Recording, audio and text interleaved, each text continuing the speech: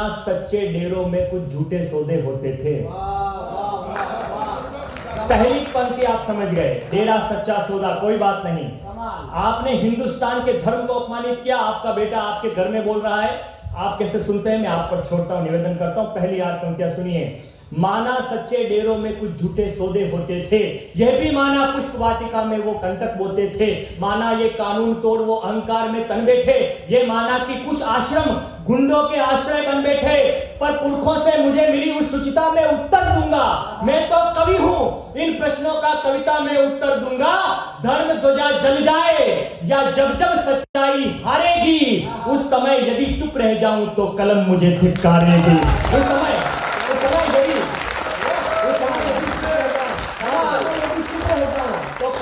धिक्कारेगी। दोषी हम हैं, हमने आंखें मीची, अंधे भक्त बने। कोई महाराज नहीं आए थे आपके घर में मेरे चेले बन जाओ, आप जाकर बने थे।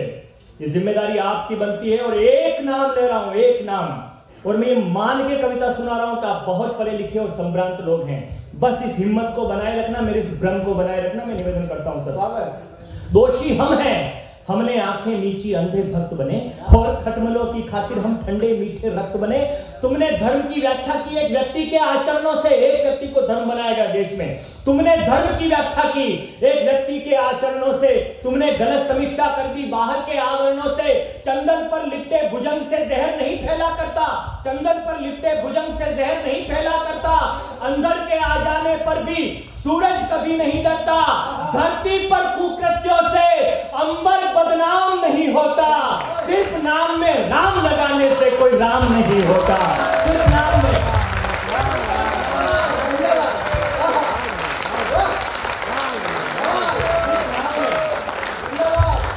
अंबर पर कुकृत्यों से, धरती पर कुकृत्यों से अंबर बदनाम नहीं होता। सिर्फ नाम में राम लगाने से कोई राम नहीं होता। तुमने इसको अवसर समझा है कुचक्र बनाने का, है? टेलीविजन चैनल तुमको कोई विषय नहीं मिला तो तुम खड़े होकर अपनी टीआरपी बढ़ाने के लिए मेरे सनातनी धर्म को गालियां देने लगे। आपके बेटे ने 8 पंक्तियां हिम्मत से लिखी, आप बहुत अच्छा सुन रहे हैं। मैं हृदय से प्रणाम करता हूं, निवेदन करता हूं, सोफे पर बैठे हुए लोगों का भी प्यार मांगता हूं, मैं निवेदन करता हूं, सुनिएगा। तुमने इसको अवसर समझा है कुचक्र बनाने का, मौका समझा सनातनी विद्या पर प्रश्न उठाने का। तुम चटकारे ले लेकर ये सब दृष्टांत सुनाते हो, कुछ सच्चा कुछ झूठा कहकर खबरें रोज बनाते हो। तुमने ईश्वर को इंसानी कचहरी में खड़ा किया, तुमने अपने हित के खातिर इस अपयश को बड़ा किया। जुगनू की तासीर यही, जुगनू की तासीर यही, वो अंधकार में जलता है। ये धर्म है धारावाहिक नहीं जो टीआरपी पे चलता है।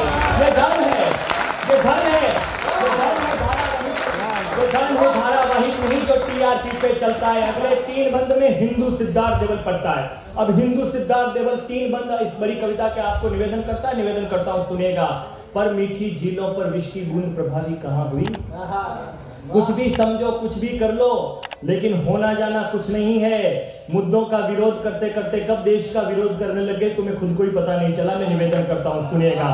पर मीठी झीलों पर विष की बूंद प्रभावी कहां हुई, पर मीठी झीलों पर विष की बूंद प्रभावी कहां हुई। वटवृक्षों की शीतलता पर गर्मी हावी कहां हुई। सागर में मेला फेंको उज्जवलता फिर भी रहती है, कितनी भी बदबू हो पर खुशनुमा हवाएं बहती है।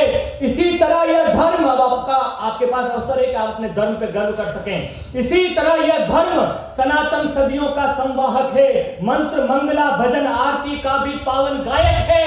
त्याग तपस्या दया दान का अंश नहीं मिट सकता है, चंद सिरफिरों से ऋषियों का वंश नहीं मिट सकता। चंद सिरफिरों से ऋषियों का वंश नहीं मिट सकता है। भूल गए भगवा किसी पार्टी का रंग है या नहीं मुझे नहीं पता, मैं मंच पे खड़ा होकर पार्टी की बात कर भी नहीं सकता हूं, लेकिन अपनी कोख में लवकुश को लेकर मेरी मां, मेरी जगदम्बे, मेरी मां सीता रोती हुई जब अयोध्या से निकाली गई तो वो जंगल में गई और वाल्मीकि के आश्रम में गई। तो वहां से पूछकर वाल्मीकि ने एक प्रश्न पूछा मां सीता से, बोले बेटी एक बात बताओ, तुम पूरा जंगल पार करके मेरी कुटिया में आई हो, तुम जहां चाहती वहां रुक सकती थी, फिर तुम मेरी कुटिया में क्यों आई। जो जवाब था वो जवाब अगर गर्व का हो तो मुझे बताइएगा। अपने आंसू पूछकर हमारी मां, हमारी जगदम्बे, उस सीता ने कहा, उस जनक नंदिनी ने कहा कि आप बिल्कुल ठीक कहते हैं मुनिवर, मैं कहीं भी रुक सकती थी, लेकिन मेरे पति से अक्सर बात होती थी और मेरे पति मुझसे कहते थे कि सीता, यदि निरपराध होने के बावजूद तू पूरी दुनिया में सताई जाए, यदि संपूर्ण ब्रह्मांड में तुझे कोई जगह नहीं दे रुकने की, तो तू किसी भगवाधारी के आश्रम में चली जाना, क्योंकि भगवाधारी मिट जाएगा पर शरणागत की रक्षा करेगा।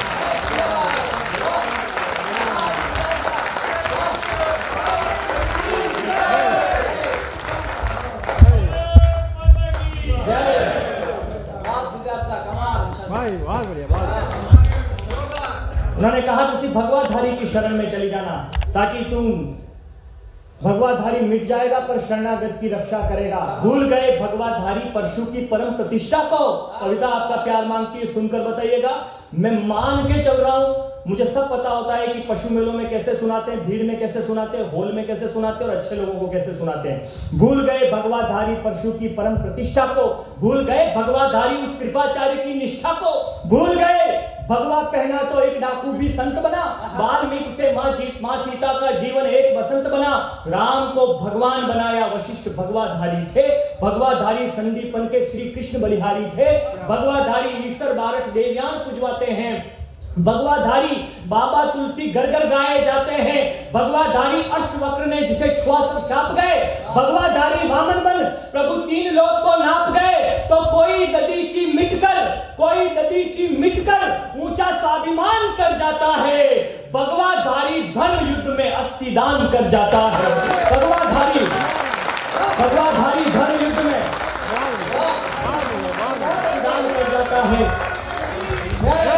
भूल गए भगवाधारी उस दयानंद महाज्ञानी को। मैं कविता की अंतिम 6 पंक्तियां पढ़ता हूं और आपसे झंझवाता हूं। अंतिम 6 पंक्तियां, एक उदाहरण और देता हूं। मुझे कम पढ़ना ये मुझे पता है और मैं बहुत अच्छे से जानता हूं, निवेदन करता हूं, सुनिएगा। भूल गए भगवाधारी उस दयानंद महाज्ञानी को, रोग भोग पर योग बिठाते पतंजलि अभिमानी को। भूल गए भगवाधारी उस दयानंद महाज्ञानी को, रोग भोग पर योग बिठाते पतंजलि अभिमानी को। भूल गए भगवाधारी आदिदेव जन जन की पीड़ा हरते थे, भगवाधारी राम कृष्ण देवी से बातें करते थे। और 4 पंक्तियां कविता समाप्त होती है, ऑडिटोरियम समाप्त करेगा, आप लोग समाप्त करेंगे इस कविता को। भूल गए भगवाधारी उस दयानंद महाज्ञानी को, रोग भोग पर योग बिठाते पतंजलि अभिमानी को। भगवाधारी आदिदेव जन जन की पीड़ा हरते थे, भगवाधारी रामकृष्ण देवी से बातें करते थे। भगवाधारी नौजवान जो बना ज्ञान की दस्तक था, जिसकी मेधा के आगे खुद अमेरिका नतमस्तक था। जब साजिश ने पर खोले घर मानवता के बंद हुए, तब नरेंद्र ने भगवा पहना और विवेकानंद हुए।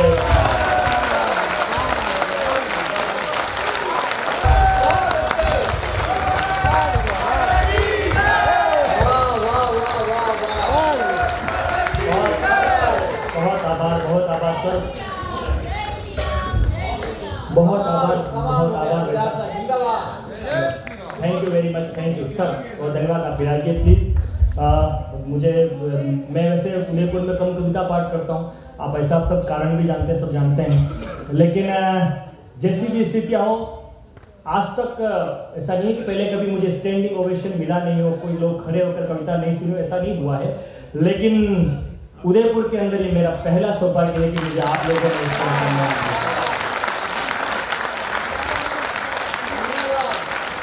जिंदगी भर सिद्धार्थ देवल इस समाज का और आप लोगों का ऋणी रहेगा। मैं जहां भी जाऊंगा आपकी खुशबू को फैलाऊंगा। बहुत आभार है।